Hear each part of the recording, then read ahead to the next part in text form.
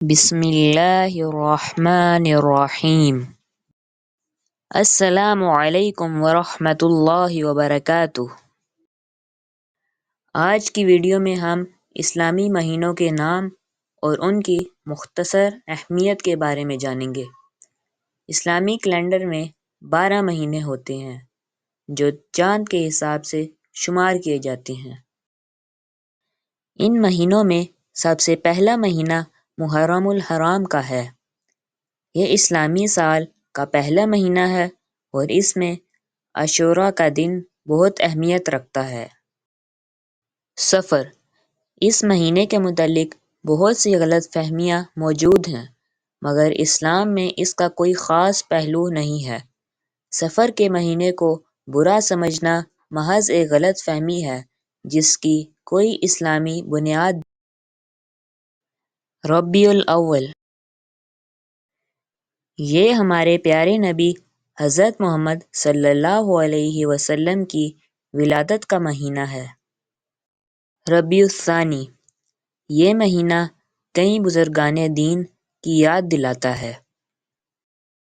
جمادی الاول اور جمادی الثانی، ان مہینوں میں اسلامی تاریخ کے کئی اہم واقعات پیش آئے۔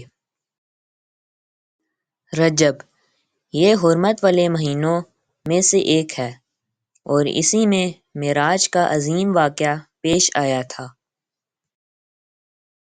شعبان، یہ رمضان المبارک کی تیاری کا مہینہ ہے اور شب برات اسی مہینے میں آتی ہے۔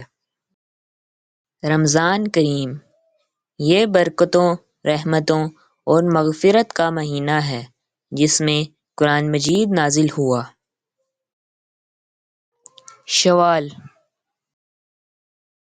شوال اسلامی سال کا 10واں مہینہ ہے۔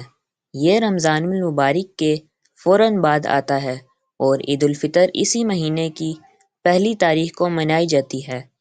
اس مہینے میں اللہ تعالیٰ کی خاص رحمتیں اور برکتیں نازل ہوتی ہیں۔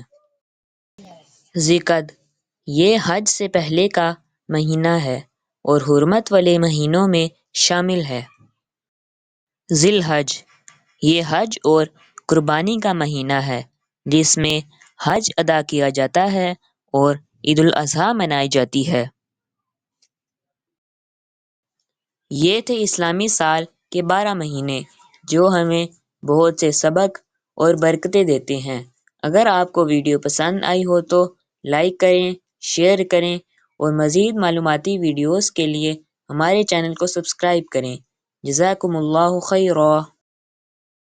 Like, share and subscribe.